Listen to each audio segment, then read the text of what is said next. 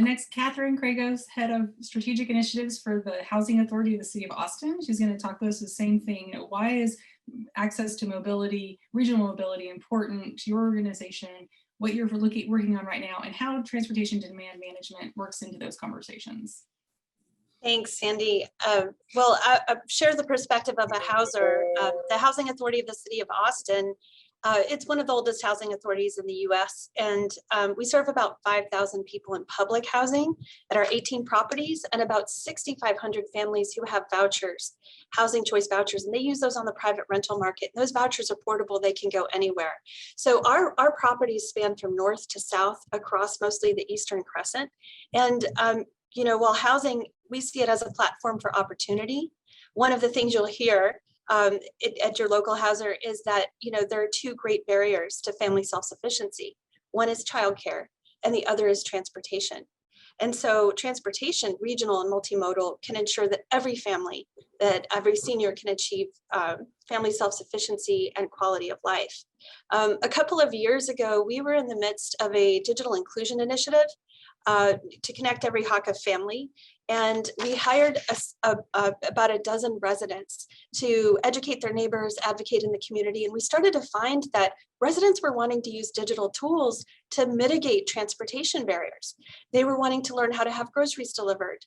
They were wanting to learn how to, hey, if I get a digital thermostat with the internet in my apartment, can I adjust my thermostat remotely if I get a second shift? Those kinds of things. And so we had started to kind of chip away at that. But fortunately, in 2016, Next Century Cities and Transit Empowerment Fund backed a vision that we had, the ambassadors had, to use a variety of tools to eliminate the transportation barrier. And I'll just share a couple of things that we've learned in the past few years from our ambassadors' work. And this informs our interests in multimodal and regional transportation. Our interest is in ensuring that families have choice, that they can choose where to go to school, where to worship, where to buy fresh food, where to work. And when mobility ambassadors held their first participatory GIS focus group with their neighbors, they passed out digital and paper maps.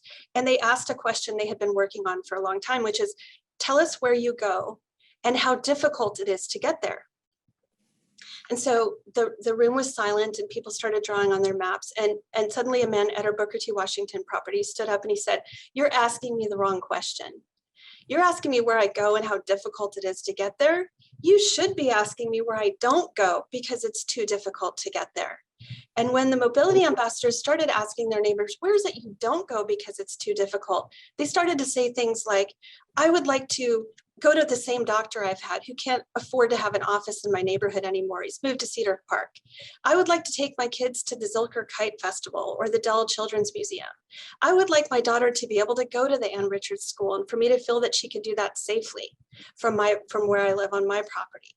And so when we think about regional and multimodal options, those options are opening up those kinds of choice opportunities for our residents. Another interest families have is not having to choose which adult in a household will work because they only have one vehicle. You know, residents at our 18 properties, they're earning typically between $10,000 and $14,000 per year. And our goal is to help families as quickly as possible, on average about 6.5 years, use their time in housing to gain that education and opportunity to achieve their goals. Ultimately, when a family leaves housing, there's a place for the next family. Of course, the American Automobile Association says it costs $9,900 a year to own a car. So there's a complex calculus that families undertake when they don't have multimodal options. When, for example, at a Thurman Heights property, I'm thinking of a family where dad was offered an $18 per hour job, 17-mile commute to Pflugerville, 1-mile commute to an $11 per hour job where he could pick the kids up after school. Family made the decision, mom's going to quit her part-time job so she can drive dad. Bought a Saturn van, 2001, difficult to get parts, terrible gas mileage. And, you know, they made that decision to invest in their future.